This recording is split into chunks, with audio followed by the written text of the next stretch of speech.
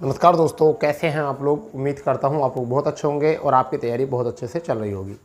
जैसे कि आपको पता है कि प्रतिदिन दोपहर 2 बजे आपका ये हिंदी का प्रैक्टिस सेट आता है, जिसमें हम 28 प्रैक्टिस सेट आपको करा चुके हैं और आज हमारा जो है 29वां प्रैक्टिस सेट है, जिसमें हम बात कर रहे हैं आपकी संपूर्ण हिंदी के रिविज़न की। ठीक है, उसी बीच अगर हम बात करें तो हाँ, ये आपकी जो प्रैक्टिस सेट है वो सभी वैकेंसियों के लिए जो काफ़ी योग्य है, यानी कि जूनियर असिस्टेंट के लिए भी हो सकता है। ये उत्तर प्रदेश पुलिस, ठीक है, उत्तर प्रदेश पुलिस के लिए भी आपका योग्य रहेगा। इन्फॉर्मेंस कांस्टेबल के लिए भी आपका योग्य रहेगा। वहीं पर एजीटीए के लिए भी योग्य रहेगा। ठीक है, साथ ही साथ जितनी वैकेंसीज होती हैं उसमें आपका हिंदी का रोल होता है, सभी के लिए बहुत ज़रूरी है। चलिए, तो टाइम को ना गवाते हुए आगे शुरू करते हैं अपना सेशन का पहला क्वेश्चन। और पहले सेशन में पहला क्वेश्चन जो है आपका ये क्या है, क्वेश्चन है आपका सभी राज्यों सरकारों को भेजा जाने वाला सरकारी पत्र कहलाता है। ठीक है, उसे हम क्या कहते हैं, ये आपको पता होना चाहिए। यानी कि सभी राज्य सरकारों को भेजे जाने वाला जो सरकारी पत्र होता है उसे क्या कहा जाता है। परिपत्र कहा जाता, अधिसूचना कहा जाता, अनुस्मारक कहा जाता, कार्यालय आदेश कहा जाता। अनुस्मारक तो एक ही विभाग में भेजा जाता है, कार्यालय आदेश कार्यालय में, अधिसूचना नोटिफिकेशन होता है। तो क्या बचा फिर, परिपत्र हो जाता है। इसका क्या होता है, परिपत्र। यहाँ पर अगर हम पत्र लेखन की बात करें तो ये दो प्रकार के होते हैं। एक तो होते हैं औपचारिक पत्र होते हैं बेटा, और एक होते हैं अनौपचारिक।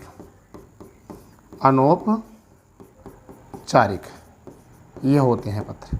ठीक है, औपचारिक पत्र वो होते हैं जहाँ हमारा कोई निजी संबंध न हो, उन्हें हम क्या कहते हैं, औपचारिक पत्र की सूची में रखते हैं। ठीक है, औपचारिक सूची में रखते हैं। अगर वहीं पर बात करें हम औपचारिक, तो जहाँ पर अपना निजी संबंध हो, वहाँ पर ये होते हैं। जैसे सगे संबंधी,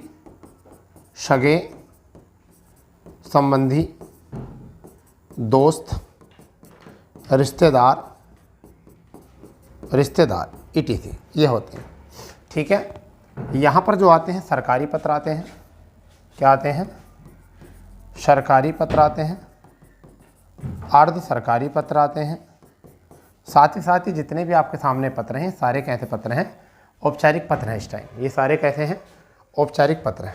चलिए आगे बात करते हैं। दूसरा क्वेश्चन क्या है, दूसरा क्वेश्चन बहुत प्यारा क्वेश्चन है और बहुत अच्छा क्वेश्चन भी है, इसको हम कहेंगे। दूसरा है शासकीय पत्र के संदर्भ में कौन सा कथन गलत है। देखिए ये क्वेश्चन अच्छा क्वेश्चन है।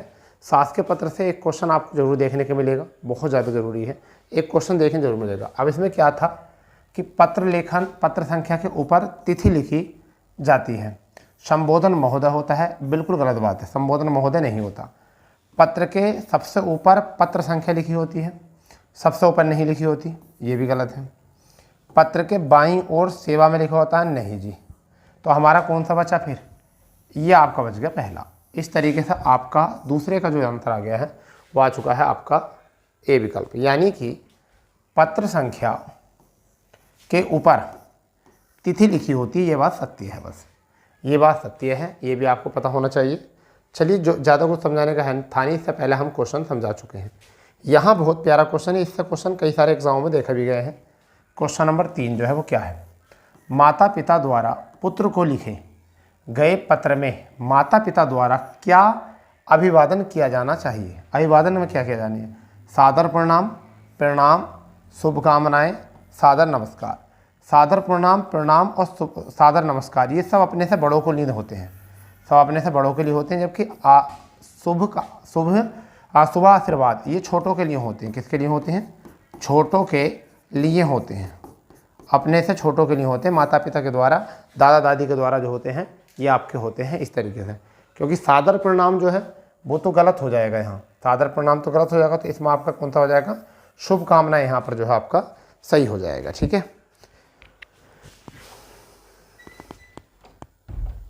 ठीक है भाई, बिल्कुल यहाँ से जो आपका ए विकल्प जो है बिल्कुल यहाँ पर जो है आपका सही हो जाएगा। ठीक है, चलिए चौथा प्रश्न बड़ा प्यारा प्रश्न है, इस प्रश्न को देख लेंगे। ठीक है, इस प्रश्न में देखिए क्या है, निम्नलिखित में से कौन सा मूल दीर्घ स्वर है, ई आ उ उपरोक्त सभी। तो देखिए क्या होता है, अब हमारी अब जब स्वर की बात आई है तो बेटा स्वर समझने चाहिए। स्वर क्या होते हैं, स्वतंत्र स्वतंत्र उच्चारण करने वाले, उच्चारण होने वाले होते हैं। ठीक है, क्या होते हैं, एक तो ह्रस्व होते हैं, ह्रस्व होते हैं। ठीक है, ह्रस्व स्वर होते हैं, एक आपके दीर्घ स्वर होते हैं। तो मूल की बात आई है, इसमें क्या आई है, मूल दीर्घ स्वर जो होते हैं, मूल दीर्घ स्वर को सहजातीय बोलते हैं, सहजातीय बोलते हैं। जैसे इसमें क्या आता है, आ आता है, इसमें ई आता है, उ आता है। आ जो मिलता है वो ए और ए से मिलता है, ई जो मिलती है वो ई और ई से मिलती है। ठीक है, उ जो मिलता है वो उ और उ से मिलता है। इस वजह से क्या होते हैं, सहजातीय। दीर्घ एक विजातीय भी होते हैं, विजातीय भी होते हैं। वो क्या होते हैं, ए होता है, बड़ा ए होता है, औ होता है और औ होता है, ये होते हैं विजातीय। ह्रस्व जो होते हैं वो ए होता है, वो ई होता है, उ होता है और ऋ होता है। तो यहाँ पर उन्होंने बोला है कि आपका कौन सा है, तो उपरोक्त सभी जो है आपका ये आंसर हो जाएगा, ई भी, आ भी और उ भी। ठीक है भाई, अगर हम बात करें स्वरों का वर्गीकरण जो किया जाता है तो उच्चारण के आधार पर, उच्चारण के आधार पर, दूसरा होठों के आधार पर, होठों के आधार पर। ठीक है, अगर हम बात करें मुख द्वार खुलने के आधार पर, मुख द्वार खुलने के आधार पर भिन्न भिन्न प्रकार से जो है क्या आता है। परंतु ये अभी आपको इतना समझाने का नहीं है, हमारी क्लास चल रही है पूरी एक सुबह को 10 बजे से, वहाँ जाकर आप पूरी की हिंदी का रिवीजन कर सकते हो। हमने वहाँ शुरू किया है 30 मिनट का 100, 30 मिनट का 100 शुरू किया है, उसमें हम करा रहे हैं आपको हिंदी रिवीजन। हिंदी रिवीजन आपको, हिंदी रिवीजन हम वहाँ पर आपको करा रहे हैं। ठीक है, चलिए क्वेश्चन नंबर 5, बढ़िया क्वेश्चन है। क्वेश्चन नंबर 5, निम्नलिखित में से शुद्ध शब्द छांटिए। आगामी होता है, आगामी होता है, पहले तो ये पता करना चाहिए आगामी होता है या आगामी। तो आगामी तो होता नहीं है, आगामी होता है। क्या होता है, आगामी। इसका शुद्ध क्या होगा, आगामी परीक्षा, ये वाला शुद्ध होगा, ये अशुद्ध होगा। दीक्षा में क्या होता है बेटा, ये होता है, आपको पता है दीक्षा ये सही होता है, ये वाला गलत है। केंद्रीय में ये होता है, केंद्रीय बिंदी नहीं लगती, ये अलग होता है। तो आपका ये वाला गलत हो गया, ये सही हो गया। तो यहाँ पर तो आपका यही सही हो गया। अधीन ऐसे ही लिखा जाता है और अधीन ऐसे ही होता है, समझ गए। तो शुद्ध वर्तनी आपको पता चल चुका है। यहाँ से एक यहाँ पर उज्ज्वल आता है, उज्ज्वल आता है। एक आपका हरिद्र आता है, हरिद्र आता है। एक आपका उष्ण आता है, उष्ण आता है। ठीक है, एक आपका आशीर्वाद आता है, आशीर्वाद।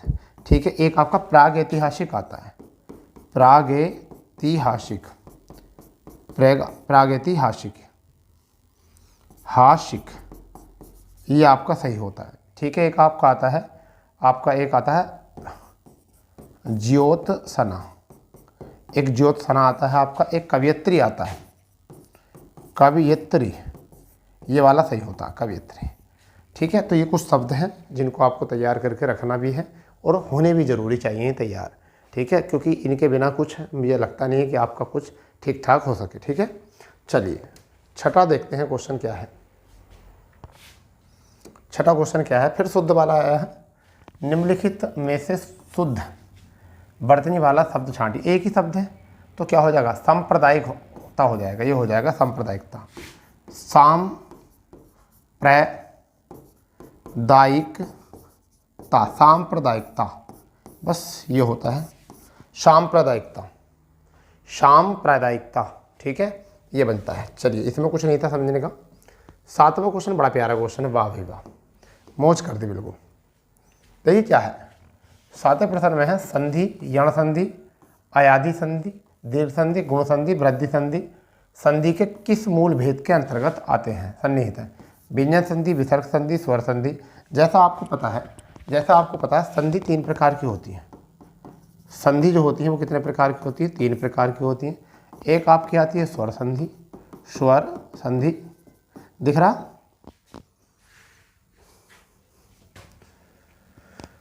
दूसरी जो होती है व्यंजन संधि, एक आपकी होती है विसर्ग संधि। विसर्ग संधि ये होता है। स्वर संधि के 5 भेद होते हैं। एक आपकी आती है, आपके सबसे पहले जब हम बात करें तो वो कौन सी आती है आपकी? दीर्घ संधि, दीर्घ स्वर संधि।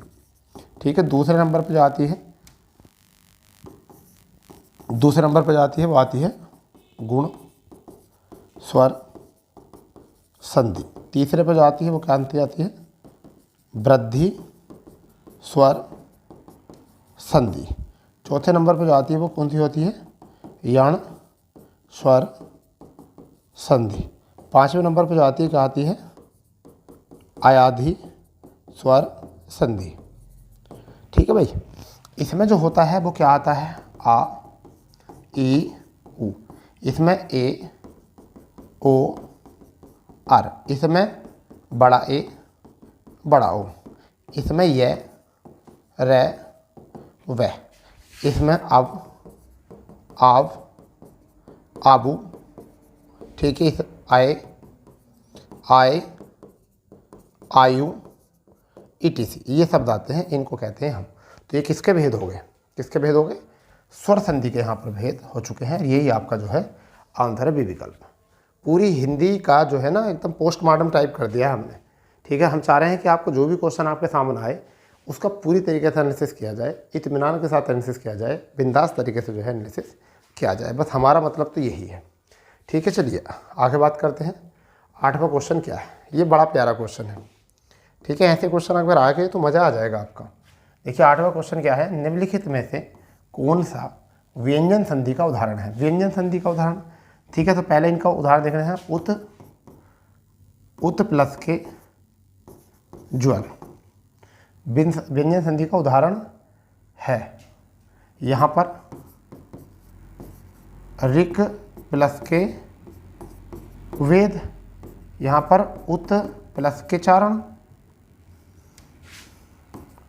उत प्लस के चारण, यहाँ पर तथा प्लस के अपि।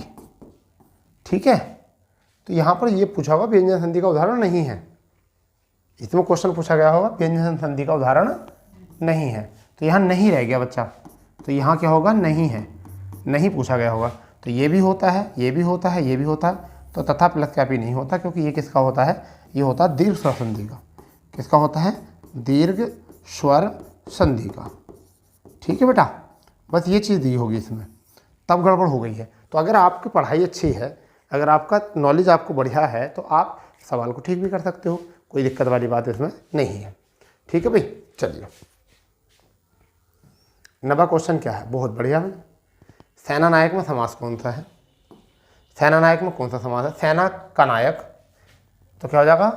द्विगु नहीं होने का, अवयव नहीं होने का, द्वंद्व नहीं होने का। तो आपका कौन सा हो गया? तत्पुरुष हो गया। बस इसे तो ऐसे लगा देंगे सेना नायक।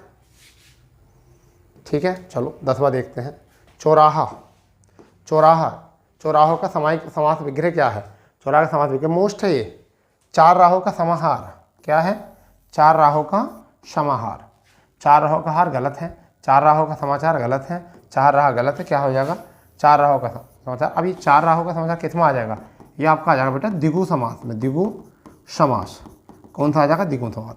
अब जो समास की बात करिए, समास होते हैं, समास होते हैं। एक तो होता है अव्ययी भाव, दूसरा होता है तत्पुरुष, तीसरा होता है कर्म धार्य, फिर होता है द्विगु समास। ठीक है बेटा। फिर होता है आपका द्वंद्व समास, फिर आपका होता है बहुव्रीहि समास। बस ये चीज़ें होती हैं। यहाँ पर क्या होता है? पूर्व पद प्रधान होता है, पूर्व पद प्रधान होता है। यहाँ पर उत्तर पद प्रधान होता है, यहाँ पर भी उत्तर पद प्रधान होता है, यहाँ पर भी उत्तर पद प्रधान होता है। यहाँ पर दोनों पद प्रधान होते हैं। यहाँ पर अन्य पद प्रधान होता है। ठीक है। तत्पुरुष के भेद होते हैं, भेद कितने होते हैं? 6 होते हैं, जिन्हें हम क्या कहते हैं? कारकीय समास भी कहते हैं। क्या कहते हैं? कारकीय समास भी होते हैं। तत्पुरुष में कौन कौन से नहीं होते? अगर हम बात करें तो तत्पुरुष में कौन कौन से नहीं होते, इसका भी गौर करो। तत्पुरुष के कौन कौन से नहीं होते? तो एक तो आपका कारक में, ये तो पता ही है, कारकीय समास बोलते हैं। ठीक है, कौन सा नहीं होता कारकीय में? इसमें एक तो कर्ता नहीं होता, कर्ता नहीं होता, एक संबोधन नहीं होता, संबोधन नहीं होता। इसके अतिरिक्त 6 होते हैं। ठीक है, तो हमारा कौन सा था? 4 राहों का समाहार ये था आपका। ठीक है, चलिए क्वेश्चन नंबर 11। क्वेश्चन नंबर 11, ठीक है, अनुकरण में उपसर्ग है।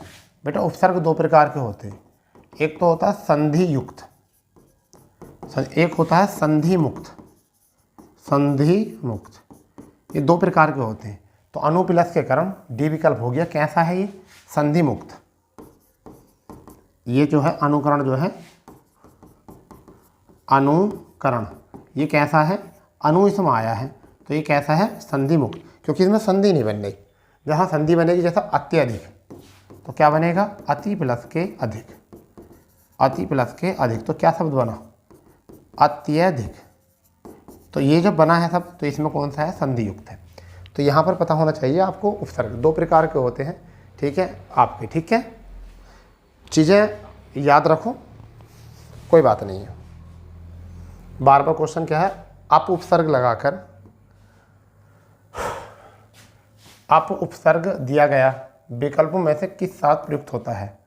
राम, राम, जय, मान, रण। देखिए राम में नहीं लगेगा, जय में नहीं लगेगा, इसमें परा लगा हुआ होता है। ठीक है, राम में होता ही नहीं है। मान में अपमान हो जाएगा, क्या हो जाएगा? अपमान। ठीक है, रण में क्या हो जाएगा? रण में चलो इसका भी नहीं ध्यान आ रहा, इस यहाँ पर आ जाएगा आपका अपमान। तो कौन सा आ जाएगा ऑप्शन? ऑप्शन बी, यानी कि इसमें क्रम थोड़ा सा चेंज है। नेक्स्ट है 13वां क्वेश्चन, जो है वो क्या है? 13वां क्वेश्चन बेटा क्या है, समझिए। 13वां क्वेश्चन है, निम्नलिखित में से ई प्रत्यय से निर्मित शब्द कौन सा होता है? तो देखिए ई है नगरीय, तो इसमें तो ई है प्रत्यय हुआ। नाली, नाली, मंडली और टोकरी, टोकर प्लस के री, मंडल प्लस के ली, नारी, नाली प्लस के ई, तो इसमें क्या हो जाएगा? ए होना चाहिए। क्या होना चाहिए इसका? ए होना, ए ये शब्द से नहीं, अच्छा नहीं है, वेरी गुड। यहाँ पर क्या है? नहीं दिया है, सॉरी। तो यहाँ पर ई होगा, यहाँ पर मंडल प्लस के ई, तो हो जाएगा मंडली, टोकर प्लस के ई, टोकरी। तो ये तीनों तो हो रहे हैं, कौन सा नहीं है? ये इसमें ई है। ठीक है, कौन सा है? ये नगरीय में ई है प्रत्यय। नगरीय में क्या प्रत्यय लगा हुआ? ये। ठीक है, 2 प्रत्यय होते हैं, प्रत्यय होते हैं 2 प्रकार के। एक तो होते हैं तद्धित प्रत्यय, एक तो होते हैं तद्धित प्रत्यय और एक होते हैं कृत प्रत्यय। कृत प्रत्यय, कृत प्रत्यय ये होते हैं। ठीक है, तद्धित प्रत्यय। कृत प्रत्यय जो संज्ञा, ठीक है, संज्ञा के साथ लगते हैं उन्हें, और जो आपके संज्ञा सर्वनाम विशेषण के साथ कृत होते हैं, और जो क्रिया के साथ लगते हैं उन्हें तद्धित कहते हैं। बस चीज़ें याद रख लो। आगे बात करते हैं। 14वां क्वेश्चन क्या है? 14वां क्वेश्चन मैंने कल ट्रिक बताई थी आपको, तत्सम तत्सम पढ़ाए भी थे आपको। निम्नलिखित में से कौन सा शब्द तत्सम नहीं है? धृष्ट होता है, पानिप, पृष्ठ, पक। पानिप, धृष्ट, पक, तो ये पक होगा, पक। 14 क्या हो जाएगा? पक हो जाएगा। धृष्ट, पृष्ठ, पक, पानिप, पानिप, अरे पानिप होगा, क्या होगा? पानिप होगा। क्या होगा भाई? पानिप होगा। पक तो होता है, तो ये पृष्ठ भी हो गया, पक भी हो गया, तो कौन सा आया? पानिप, ये होता है पानिप। ठीक है, चलिए 15वां क्वेश्चन क्या हो जाएगा आपका? 15वां क्वेश्चन हो जाएगा, निम्नलिखित में से कौन सा शब्द तद्भव है? तद्भव है तो आग होगा, क्योंकि आग का क्या होता है? अग्नि। आग का क्या होता है? अग्नि होता है तत्सम, तो यही हो जाएगा आपका। उन्होंने बोला है तद्भव है, कौन सा शब्द, तो आग का क्या होता, अग्नि होता तत्सम, तो आपका कौन सा हो जाएगा, तद्भव हो जाएगा यहाँ से। क्लियर, ठीक है। नेक्स्ट 16वां क्वेश्चन क्या है। अच्छा, राज्य सरकारों द्वारा, यहाँ पर है राज्य सरकारों द्वारा जारी किए गए आदेश किस नाम से जाने जाते हैं। शासन आदेश, राज्य शासन आदेश, केंद्र शासन आदेश, सरकारी आदेश। बहुत बढ़िया प्रश्न है, बहुत अच्छा प्रश्न है। तो यहाँ कौन सा होता है, जब राज्य सरकार जारी करेंगे तो क्या कहा जाएगा, राज्य शासन आदेश कहा जाएगा। ठीक है, चलिए 17वां क्वेश्चन क्या है, इसे देख लेते हैं। 17वां क्वेश्चन क्या है, इसे देख लेते हैं, बढ़िया क्वेश्चन है। ठीक है, तो अब इसमें क्या आ जाएगा, देखिए इसमें इनमें से कौन सा कार्यालय आदेश का मूल गुण नहीं होता। अच्छा, निर्व्यक्तित्व, बिल्कुल निर्व्यक्तित्व होना चाहिए, अच्छी भाषा बोलनी चाहिए। ठीक है, नपातुला, बिल्कुल नपातुला होना चाहिए, सारी बातें सीमित होनी चाहिए। अनौपचारिकता उसमें होनी चाहिए, बिल्कुल सही बात है, अनौपचारिकता होनी चाहिए। बाहर भीतर की बात है ना हो भाई, जब कार्यालय की बात है तो कार्यालय की बात होनी चाहिए, कार्यालय आदेश में कार्यालय की बात होनी चाहिए। ऐसा थोड़ा होनी चाहिए भाई हमने कार्यालय में देखा कि मैं घर गया था, लिंटर मशीन पड़ी हुई थी, ऐसा वैसे, ऐसा थोड़ा आएंगे उसमें, समझ गए नहीं, गन्ने का रेट बढ़ गया, गन्ने का रेट कम हो गया, ऐसी चीज़ें थोड़ा आएंगी। तो कार्यालय आदेश में बाहर भीतर की बातें नहीं आएंगी। नपातुला होना चाहिए, भाषा सजग होनी चाहिए, अनौपचारिकता उसमें छिपी होनी चाहिए, भैया वीर वाली बात नहीं होनी चाहिए कि तुम तो मेरे भाई हो, तुम भी ये हो और मैं भी वो हूँ, ऐसा नहीं होनी चाहिए। अनौपचारिक होना चाहिए, कोई भी वहाँ पर शर्त नहीं होनी चाहिए आपकी। ठीक है, चलिए तो इससे आगे बात करते हैं। 18वां क्वेश्चन प्यारा क्वेश्चन है, इसे प्यारा क्वेश्चन बता सकते हैं हम। क्यों बता सकते हैं, अपने कार्यालय से अनुभव प्रमाण पत्र लेने के लिए किस आवेदन को लिखा जाएगा। संस्थापक महोदय, प्रचार महोदय, व्यवस्थापक महोदय या संपादक महोदय। क्वेश्चन अच्छा है, प्यारा क्वेश्चन है, अच्छे से देख लो। ठीक है, क्या है जल्दी,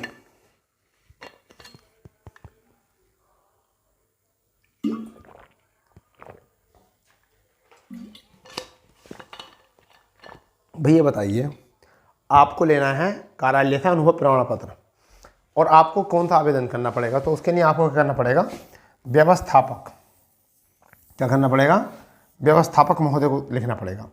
संस्थापक महोदय नहीं कह सकते, प्रचार महोदय भी नहीं कर सकते, संपादक महोदय भी नहीं कर सकते। तो कौन से होंगे, व्यवस्था, जो यहाँ की व्यवस्था देख रहे होंगे। ठीक है, जो व्यवस्था देख रेख कर रहे होंगे। मान लीजिए मैंने कोई कंपनी बना के छोड़ दी, ठीक है, और मैं विदेश में रहता हूँ मान लीजिए, और आपने मेरे कंपनी में काम किया, तो वो जहाँ पर व्यवस्था देख रहा होगा, वहाँ का जो CEO होगा, ठीक है, वो जो वहाँ पर कार्यकारी अधिकारी होगा, वही तो आपको अनुभव प्रमाण पत्र देगा। समझ गए नहीं, संस्थापक थोड़ा ही देगा, उसके पीछे थोड़ा ही भागेंगे हम। ठीक है, चलिए आगे 19वां क्वेश्चन क्या है, ये बढ़िया क्वेश्चन है। निम्नलिखित में से मूल दे, अरे ये तो सभी वही आगे, फिर उक्त सभी है, वो भी होता, अभी होता, ये भी होता, तो प्रोक्त सभी हो गए। चलो रिपीट हो गया क्वेश्चन। हाँ, ये क्वेश्चन देखिए क्या है, 20वां क्वेश्चन है। निम्नलिखित में से शुद्ध वर्तनी वाला शब्द कौन सा है। प्रदर्शनी, प्रदर्शनी, प्रदर्शनी। ये बताइए कैसे लिखोगे, अगर आपका प्रदर्शनी आ जाएगा तो लिखोगे कैसे, लिखोगे जब प्रदर्शनी आपके एग्जाम में आ जाएगा तो लिखोगे कैसे, लिखोगे ऐसे तो लिखोगे, प्रदर्शनी, ये लिखोगे। तो कौन सा विकल्प है, ये विकल्प हो जाएगा बी विकल्प। ठीक है, बस हिंदी भाषी हो, हिंदी अच्छी होनी चाहिए। ठीक है, चलिए बहुत बढ़िया। इसमें नाम बताने कौन सा नाम सही है, मतलब अशुद्ध है। इन नामों में से किस वर्तनी या कौन सी एक वर्तनी जो है अशुद्ध है। ठीक है, अब आपको बताना है, डिपेंड करता है आपके ऊपर। ठीक है, तो मैं आपको बताता हूँ। कौशल्या बिल्कुल सही लिखा हुआ है, कौशल्या बिल्कुल सही लिखा हुआ है। मैत्री शरण गुप्त बिल्कुल सही लिखा हुआ है, मेघनंद भी। ठीक है, राहुल संकृत्यायन होता, सांकृत्यायन नहीं होता, तो क्या होता है, राहुल संकृत्यायन, राहुल सांकृत्यायन, ये लिखा होता, सह नहीं होता ये, तो ये सह क्या है, इसमें गलत है, और यही आपका क्या है, सही हो जाएगा। 22वां क्वेश्चन क्या है, दिगंबर का सही संधि विच्छेद क्या होगा। दिगंबर का सही संधि विच्छेद होगा, तो देखिए इसमें दिगंबर जैसा हम लिखेंगे, दिगंबर जैसा हम लिखेंगे तो यहाँ पर क्या आ गया,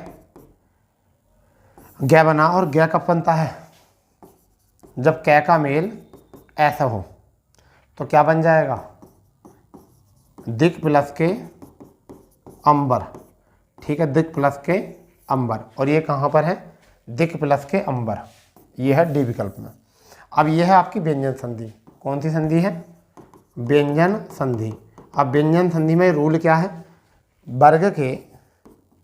वर्ग के प्रथम वर्ण का तीसरे वर्ण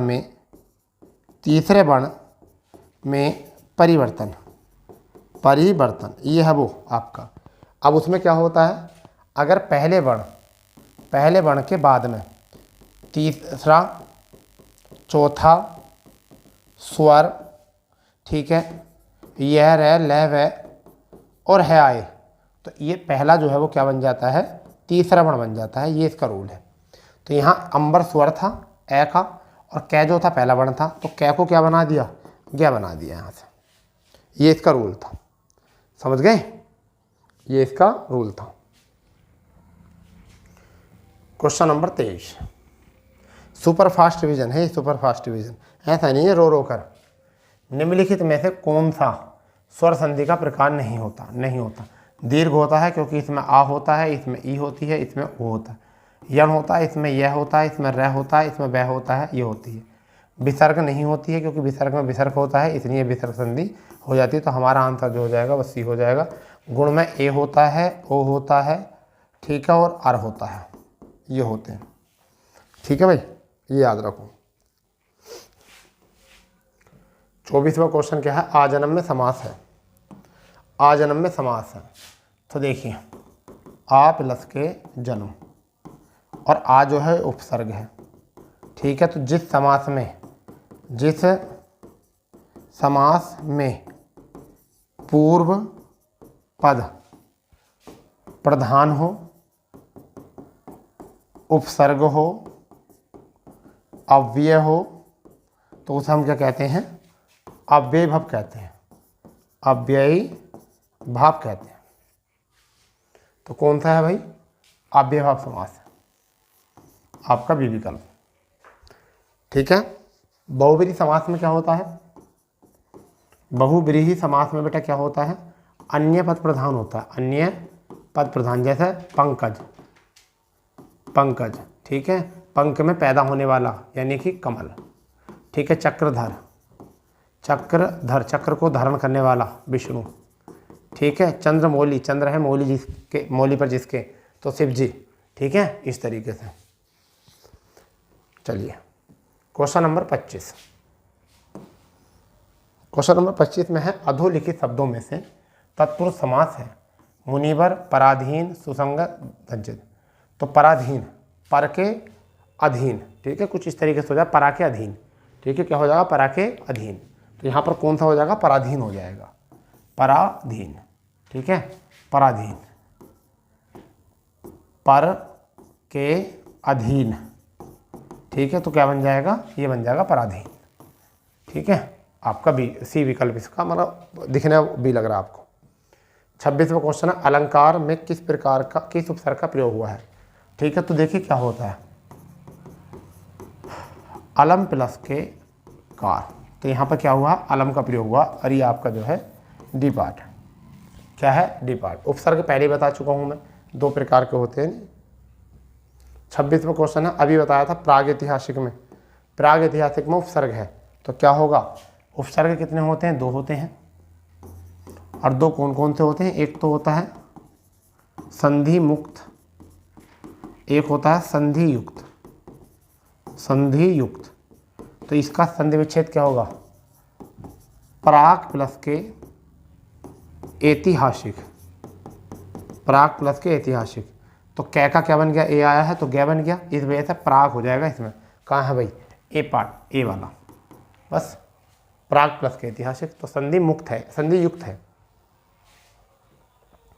क्वेश्चन नंबर 28वां, आह, आप आ गए वाक्य में आह शब्द है, संज्ञा नहीं, सर्वनाम, विशेषण, अव्यय। तो क्या होगा? अव्यय, ठीक है। क्या होगा? अव्यय होगा। और अव्यय भी कौन सा होगा? विस्मय आदि बोधक अव्यय। आपको पता होना चाहिए अव्यय जो होते हैं वो 4 होते हैं। एक होता है आपका क्रिया विशेषण, कौन सा होता है? क्रिया विशेषण होता है। एक आपका समोच्चय बोधक होता है, एक आपका संबंध बोधक होता है। संज्ञा 5 होती हैं, सर्वनाम 6 होते हैं, विशेषण 4 होते हैं।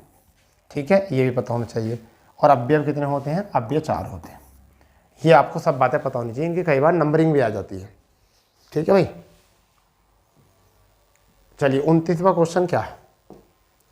29वां क्वेश्चन है, निम्नलिखित में से कौन सा शब्द तत्सम है? अंधकार, अंधियारा, अंधेरा, रात। तत्सम पूछा है, तत्सम पूछा है, प्यारा क्वेश्चन है। तो क्या होता है? अंधकार। अंधकार क्या हो जाएगा हमारा? क्या हो जाएगा? तत्सम होगा। अंधकार का अंधेरा होता है, अंधियारा। अंधकार का क्या हो जाएगा? अंधियारा। अंधियारा, अंधियारा, ये बन जाएगा तत्सम। ठीक है, पता होना चाहिए कुछ। ठीक है, चलो मैं कुछ तत्सम बता देता हूँ जिससे कि आपको रिवाइज हो जाए। तत्सम जैसे आपको पूछा अंगोछा, अंगोछा, अंगोछा क्या हो जाएगा? अग्र प्रोछा, अग्र पोछा। छत्र का क्या हो जाएगा? छत, ये तद्भव हो जाएगा, ये तत्सम हो जाएगा। ठीक है, आपका खड़ाऊ का क्या हो जाएगा? काष्ठ, पादुका। चींटी का क्या हो जाएगा? पीपली का, क्या हो जाएगा? पीपली का हो जाएगा। ठीक है, पीपली का हो जाएगा, ये भी याद रखना। आंवले का क्या हो जाएगा? आंवले का आंवलक। आंवला का क्या हो जाएगा? आंवलक, आमलक। ठीक है, आमलक हो जाएगा, ये भी याद रखना है। ठीक है, इमली का इमलिका, इमली का क्या हो जाएगा? अमली का, क्या हो जाएगा? अमली का, अमली का हो जाएगा। ठीक है, इमली का जो हो जाएगा क्या हो जाएगा? अमला का हो जाएगा। अजवाइन का जो होगा वो क्या हो जाएगा? अजवाइन, अजवाइन का जो हो जाएगा, ये बहुत मोस्ट है अजवाइन का, ये हो जाएगा यवनी का, क्या हो जाएगा? यवनी का हो जाएगा। ठीक है बेटा, ये पता होना चाहिए। ठीक है, हो गया इतना। कैंचुए का किंचलिका, कैंचुए का क्या हो जाएगा? कैंचुए का किंचलिका, किंचलिका हो जाएगा। ठीक है, इसी बीच।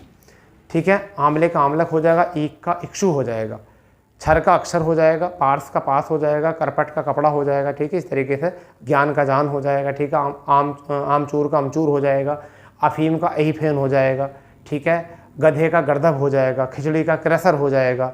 ठीक है, और कहने का मतलब उमस का उष्ण हो जाएगा, ऊँट का उष्ट हो जाएगा। ठीक है, और कचहरी का कृत्यग्रह हो जाएगा। ठीक है, काढ़े का क्वाथ हो जाएगा, और कछुए का कच्छप हो जाएगा, कन्नौज का कन्याकुज हो जाएगा, कूची का कुर्ची का हो जाएगा, कपास का करपास हो जाएगा। ठीक है, तो बहुत है ये, तो आप इनको कहाँ तक याद करोगे? कच्चे का क्या हो जाएगा? कच्चे का हो जाएगा आपका कफ्ज, क्या हो जाएगा? कफ्ज, कुब्ज, सॉरी कुब्ज या कृसप, क्या हो जाएगा? कृषण या कृसप। ठीक है भाई, चलो 30वां क्वेश्चन देख लेते हैं। 30वां क्वेश्चन क्या है इसमें? 30वां कंगन का, देखो बढ़िया है। कंगन का क्या है? ये बढ़िया है। 30वां तत्सम ही पूछा है कंगन का भी, ये भी मैंने आपको लास्ट टाइम पे लिखा रखा था। कंगन का होता कंकड़, कंगन का क्या होता है बेटा? कंकड़ होता है। ठीक है, तो ये था हमारा प्रैक्टिस सेट। 30 प्रश्न थे इसमें। मैं उम्मीद करूँगा कि आप लोगों को बहुत अच्छे से समझ में आया होगा, क्योंकि हमने पूरी तरीके से एनालिसिस किया है। ठीक है, अगर आपको बेहतरीन लगी हो क्लास तो चैनल को सब्सक्राइब कर देंगे, दोस्तों में शेयर कर देंगे, और आप अपनी हिंदी की 10 बजे वाली जो क्लास होती है उसको जरूर देखा करो, जिससे कि आपका वो रिवीजन हो जाए। फिर बाद में प्रैक्टिस सेट देख लिया तो आपको कॉम्बो पैक मिल जाएगा, और आपकी हिंदी जो है ना वो ऐसी हो जाएगी बहुत बिगड़ वाली। ठीक है, चलिए तो मिलते हैं अपने नए सेशन पर। जब तक के लिए जय हिंद, जय भारत, वंदे मातरम।